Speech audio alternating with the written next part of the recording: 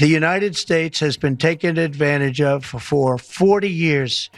The United States has been a laughingstock for years and years. That's why this gentleman is built in Taiwan instead of building here. It would have been better if he built here. If we had a president that knew what they were doing, and we had a lot of them very bad on trade. It's really something to see Donald Trump talk about how great the economy is and how strong of a leader he is, while the ticker on Fox News shows the economy is in free fall. Now, the markets were crushed this week as Trump announced his tariffs would go into effect. Major corporations immediately started saying, we're going to have to raise prices, we're going to lose profits, all because of these tariffs. And you'll remember that the 2024 campaign was largely about prices, the cost of living, and inflation. Trump promised he would do something about it. He said he had a plan. We have not seen it yet. You might recall that when asked about it, J.D. Vance said, well, we're working on it. It's going to take time. Where's the work? The only thing that we have seen from the Trump administration is tariffs that will raise prices. Because when we import goods for people to buy here, they're going to hit those with 25% tariffs. Those companies who sell those goods in the United States are just going to pass those costs on to you, the buyer. So it's essentially a 25% tax on all goods imported that are subject to these tariffs. Doesn't lower prices, now does it? And now there's polling that shows a majority of Americans are concerned about the economy and think it's getting worse. This 20% we have currently going on right now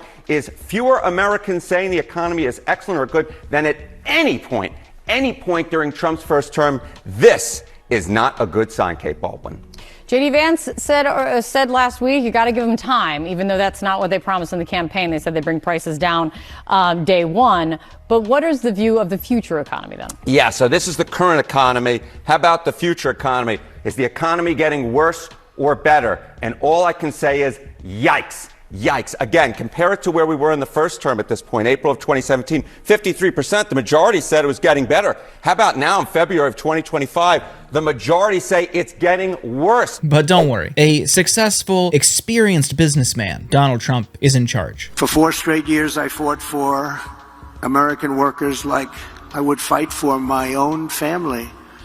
I took care of our economy like I would take care of my own company. He's taking care of the economy like his companies? How many of those companies went bankrupt? And not to mention, all of the people who lost their jobs in the federal government are now resorting to emergency job fairs in Washington, D.C. We're seeing the wholesale auctioning of government properties and sectors of the federal government. Corporations are going to snatch this up and privatize as much as they can, as fast as they can. So it's not just about the federal budget or a deficit or addressing our national debt. It's about the cost of living that you're going to experience, an increased one, as a result of more and more parts of the government being privatized.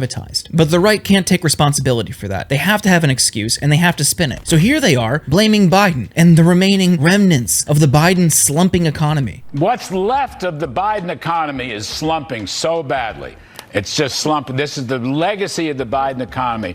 Will we hear? I want you to tell me, Caroline Levitt, I want you to say, Larry, we're going to have lots of talk about tax cuts and deregulation and energy production and economic growth in the State of the Union message tomorrow. Upbeat, I used to call it growthier, Caroline. We're going to have a growthier speech tomorrow to keep those animal spirits going. Tell me it's all true.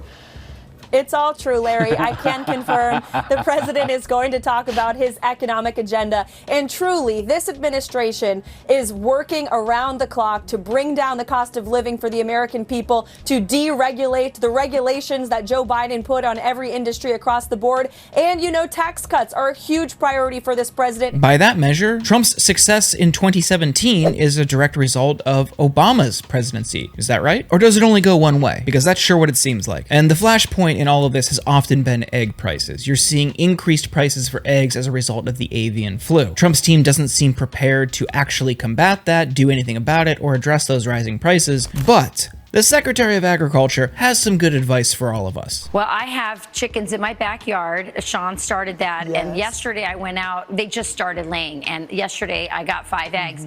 I guess my question, if you could make it just really quick because I'm out of time, is part of the solution more small farms? Because when avian flu hits and you have these giant industrial farms and these chickens, which I don't think the eggs are as good anyway, is part of it just investing in smaller farms, encouraging that? I think the silver lining in all of this is how do we, in our backyards, we've got chickens too in our backyard, how do we solve for something like this? And people are sort of looking around thinking, wow, well, maybe I could get a chicken in my backyard. And it's awesome. I agree with you. Yeah, I think everyone who isn't a farmer right now wants to be. So you're in the right department, Brooke.